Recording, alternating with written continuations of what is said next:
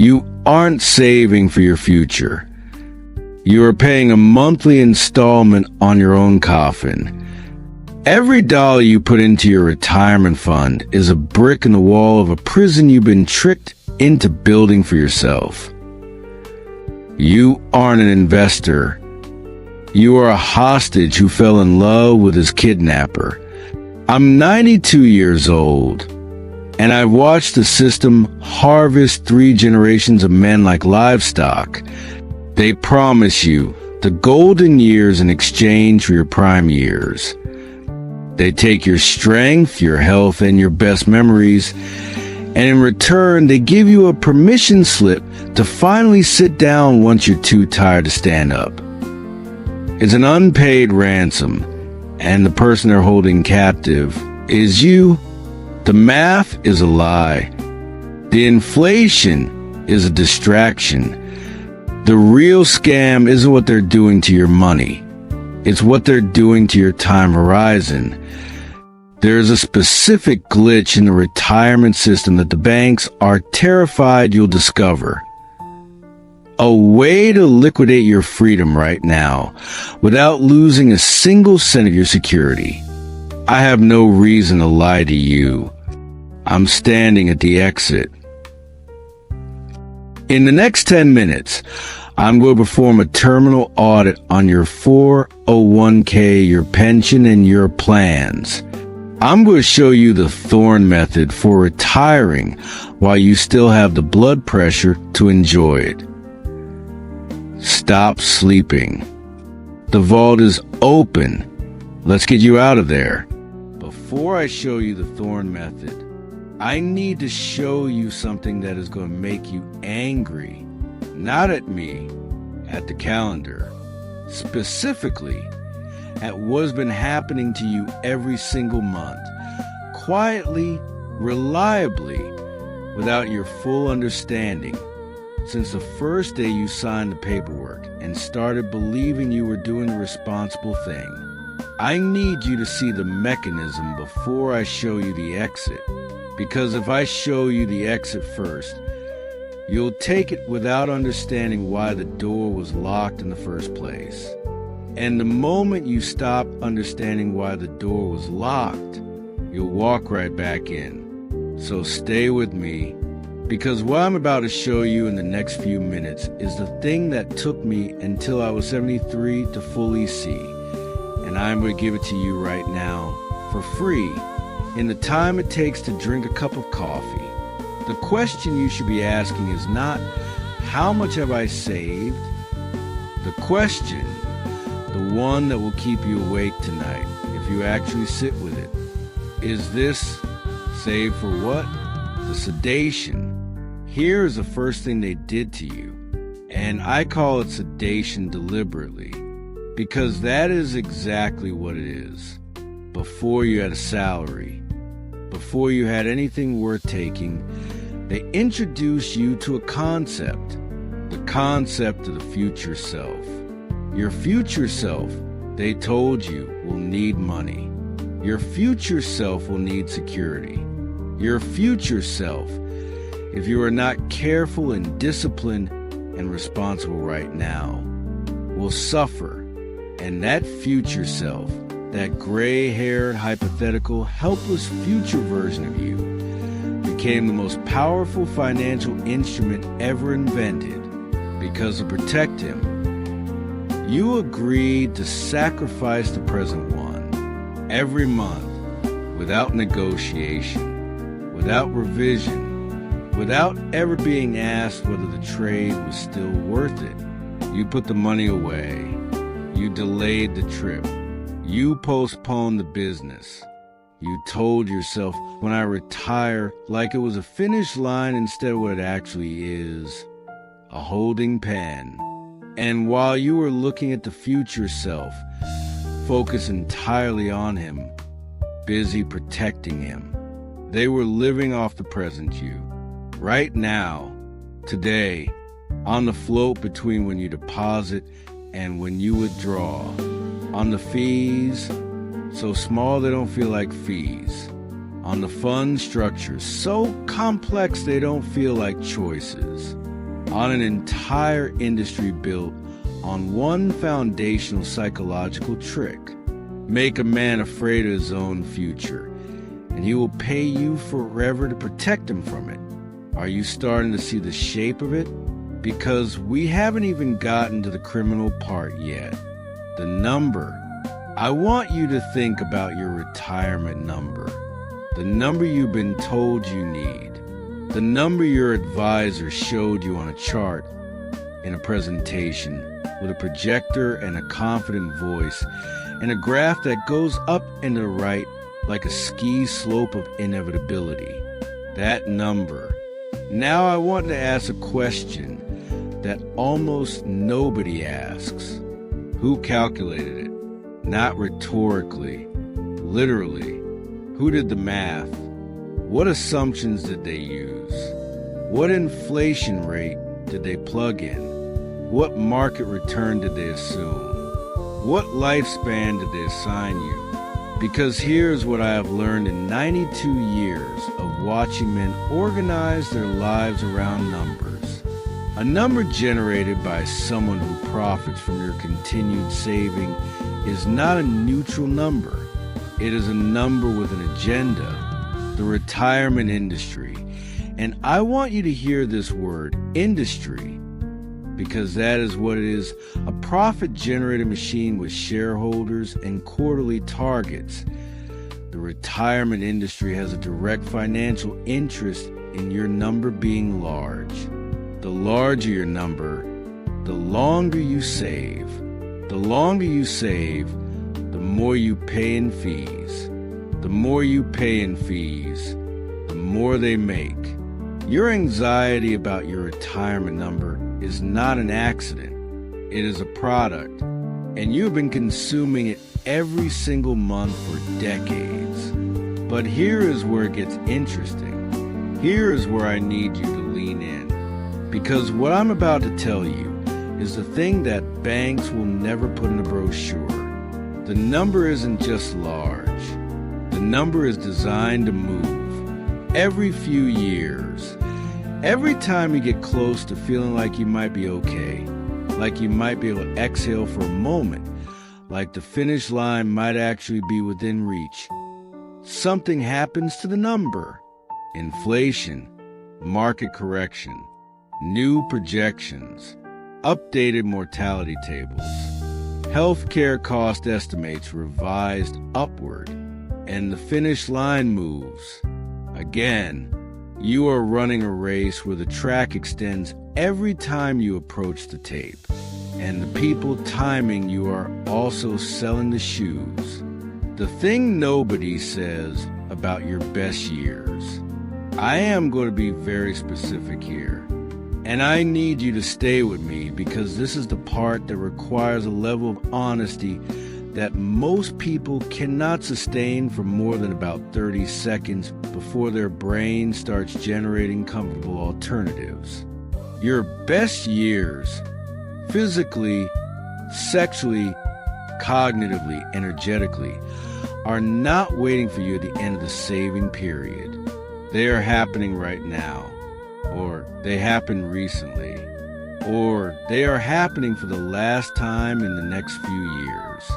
The body you will have at retirement is not the body you have today. The libido, the stamina, the ability to sleep anywhere and wake up recovered, the metabolism that lets you eat something real without consequence, the knees that go downstairs without negotiating. Those are not features of the retirement years. Those are features of right now. And you are trading them month by month, year by year. The best version of your physical life is being quietly exchanged for a number in an account that you cannot touch without penalty until you're old enough that touching it feels like closing a case rather than opening a life. I know a man, I will not use his name, who saved impeccably for 40 years. Followed every rule, hit every benchmark, retired at 65 with exactly the number his advisor told him he needed. 3 months after retirement, his wife left. Not dramatically, simply, she had been waiting for the life they were supposed to build, and it never came because he was always building toward it instead of living inside it. 8 months after retirement, his doctor found something. He spent the money, just not on what he'd imagined in the 40 years of imagining. He told me, and this is a sentence I want to burn into your memory, he said, "I saved my whole life for a future that spent my whole life happening without me." Read that again. Say it out loud if you have to, because that sentence is a retirement scam in its purest form. Not the fees, not the inflation, not the market volatility. The life that happened while you were preparing to start living. The Thorne Method, Part 1. Now I am going to give you what I promised. But I need to explain what it is before I explain how it works. Because the name sounds like a financial strategy, and it is not a financial strategy. It is a perceptual correction. Harold Thorne was not a banker. He was not a financial advisor. He was a 71-year-old retired postal worker I met in 1995 who had less money in his retirement account than most people spend on a car, and who was, without qualification, the freest man I had ever met. He had done something that should not have worked, and yet worked completely. He had redefined what retirement meant, not in a motivational poster sense, in a deeply, structurally practical sense. Here is what Harold understood that the industry will never teach you. Retirement is not a financial state. It is a psychological state. And a psychological state does not require a specific account balance to achieve.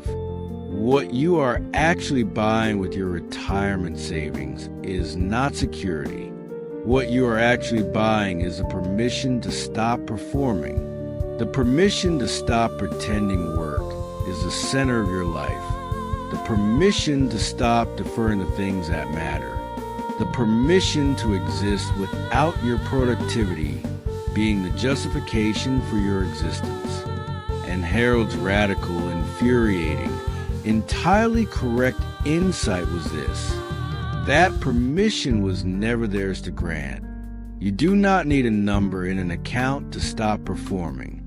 You need a decision, and decisions are free. The Thorne Method, Part 2. The actual mechanics. But I am not going to let you off the hook with philosophy.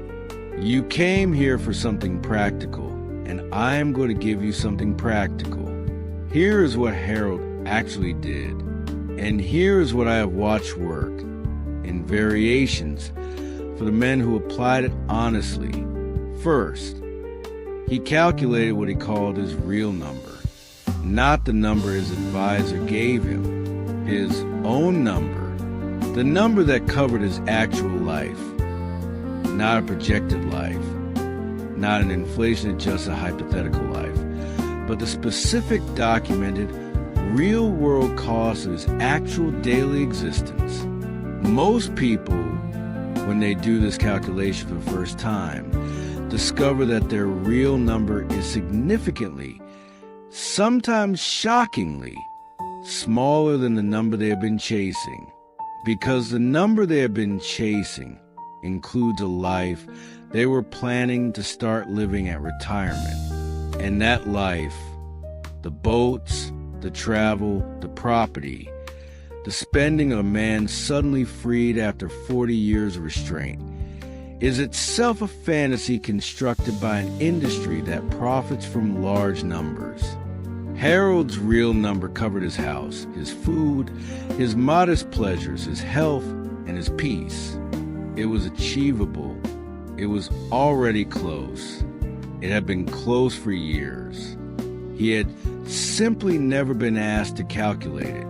Second, He separated his identity from his income. This is the step that breaks most men, because it requires admitting something deeply uncomfortable, that a significant portion of why you work has nothing to do with money, and everything to do with who you believe you are when you work. The title, the email signature, the answer to what do you do that produces a specific response in a specific kind of room. If your income stopped tomorrow and your identity remained completely intact, unchanged, unshaken, full of yourself, then you are working for money. If your income stopping tomorrow would produce a crisis of self, if the question, who am I without this, produces anxiety before it produces an answer, then you are working for something the paycheck was never designed to provide, and no retirement account balance will fix that. Only you can fix that. Third, and this is the one the banks are genuinely afraid of, Harold liquidated what he called the phantom premium. The phantom premium is the amount of money you are currently spending to maintain performance of a lifestyle level that you did not consciously choose, that does not make you meaningfully happier, and that you are sustaining primarily because stopping would require an explanation. The car that is slightly too expensive for what it actually does. The neighborhood that requires a mortgage, that requires the job, that requires a performance, that requires the car.